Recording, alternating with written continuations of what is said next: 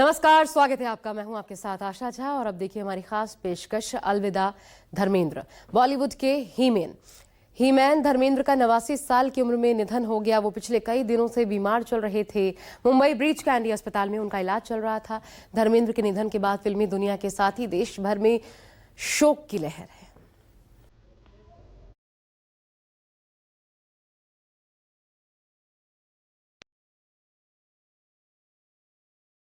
Indian cinema का सबसे खूबसूरत सितारा 89 साल की उम्र में धर्म जी ने हमेशा के लिए अपनी आंखें मूंद ली है। मुंबई के ब्रीच कैंडी हॉस्पिटल में धर्मेंद्र लंबे वक्त से एडमिट थे। हॉस्पिटल में उन्होंने अपनी आखिरी सांस ली। जानकारी के लिए बता दें कि अक्टूबर के आखिरी हफ्ते में भी उनकी तबीयत बिगड़ने की खबरें आई थी। तब बताया गया था कि धर्म जी को सांस लेने में तकलीफ थी, जिसके चलते उन्हें ब्रीच कैंडी हॉस्पिटल के आईसीयू में एडमिट किया गया था।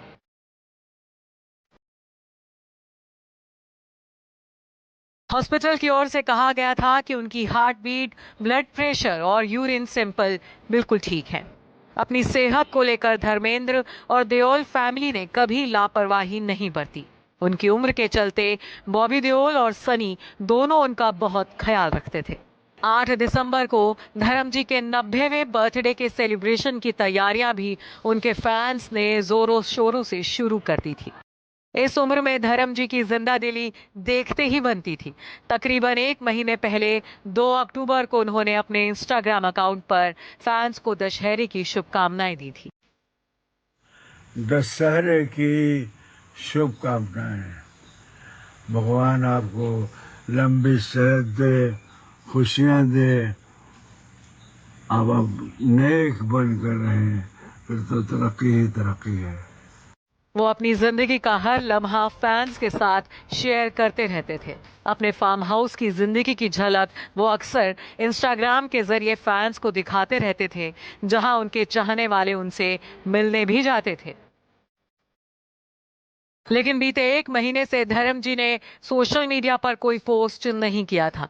30 अक्टूबर को ही धर्म जी की आखिरी फिल्म 21 का ट्रेलर रिलीज हुआ था, जिसमें वो बिग बी और जया बच्चन के नाती अगस्त्य नंदा के दादा के किरदार में है। ये फिल्म परमवीर चक्र विजेता अरुण खेत्रपाल पर बेस्ड है, जिसमें धर्म जी अपने शहीद पोते की बहादुरी के किस्से सुनाते हैं। इससे पहले साल 2023 में उन्होंने करण जौहर की फिल्म रॉकी और रानी की प्रेम कहानी से सालों बाद कमबैक किया था। इस फिल्म में धर्म जी ने शबाना आजमी के साथ एक किसिंग सीन भी दिया था, जिसे देखकर फैंस के होश उड़ गए थे। और इस सीन को लेकर जब भी उनसे सवाल पूछा गया, धर्म जी का बच्चों सा अंदाज अलग अलग प्लेटफॉर्म पर दिखा। 65 साल तक इंडियन सिनेमा में सबसे हसीन, सबसे खूबसूरत मर्द के साथ इस ही मैन को हम हमेशा हमेशा अपने दिलों में याद रखेंगे। Bureau report E24। Indian cinema में धर्मेंद्र अकेले ऐसे हीरो रहे हैं जो अपने रोमांटिक रोल्स में भी खूब पसंद किए गए। एक्शन किया तो वो ही मैन कहलाए, कॉमेडी की तो उनका मुकाबला किसी ने नहीं किया, और सीरियस फिल्म की तो लोग पंजाब के शेर के मुरीद हो गए। पंजाब से सहने वाले के एक मास्टर का बेटा कैसे बना हिंदी सिनेमा का सुपरस्टार, ये दास्तान सपनों की है।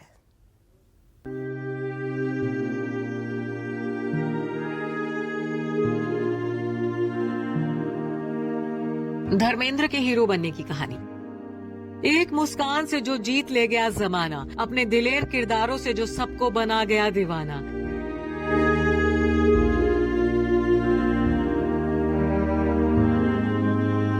ऐसी थी हिंदी सिनेमा के रियल ही मैन धर्मेंद्र की शख्सियत।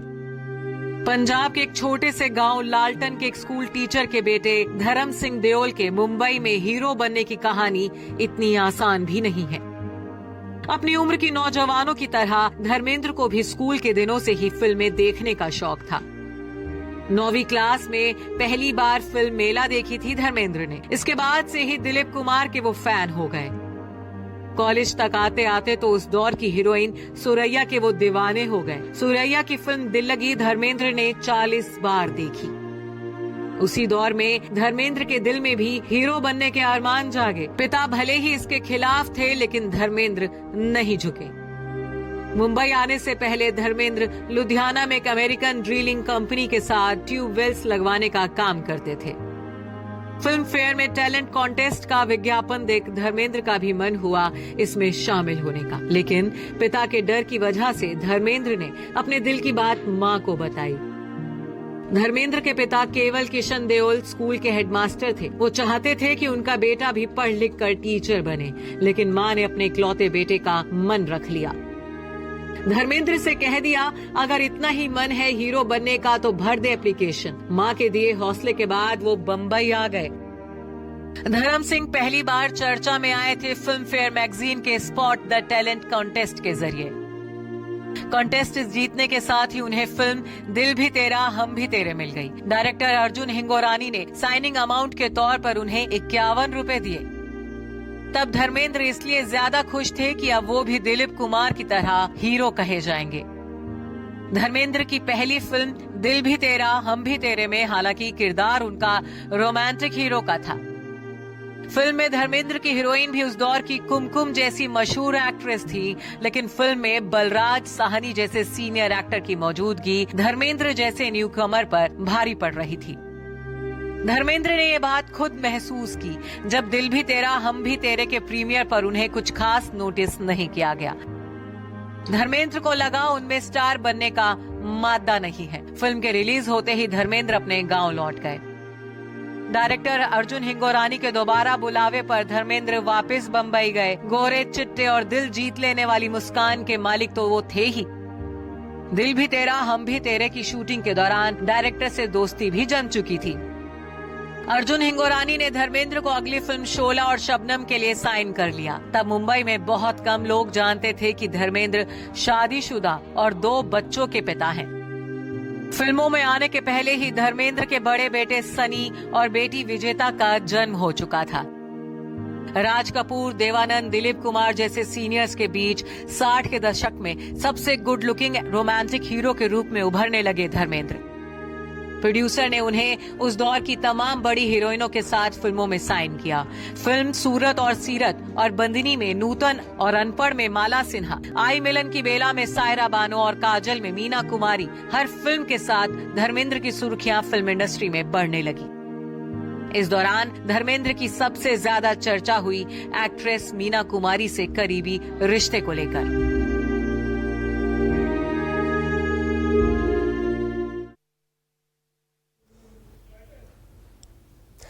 गरम धर्म का ड्रीम गर्ल हेमा मालिनी के साथ प्यार का अफसाना तो बच्चे बच्चे की जुबान पर है, लेकिन पंजाब से मुंबई आए धर्मेंद्र ने सबसे छिपा कर रखा कि वो पहले से शादीशुदा थे।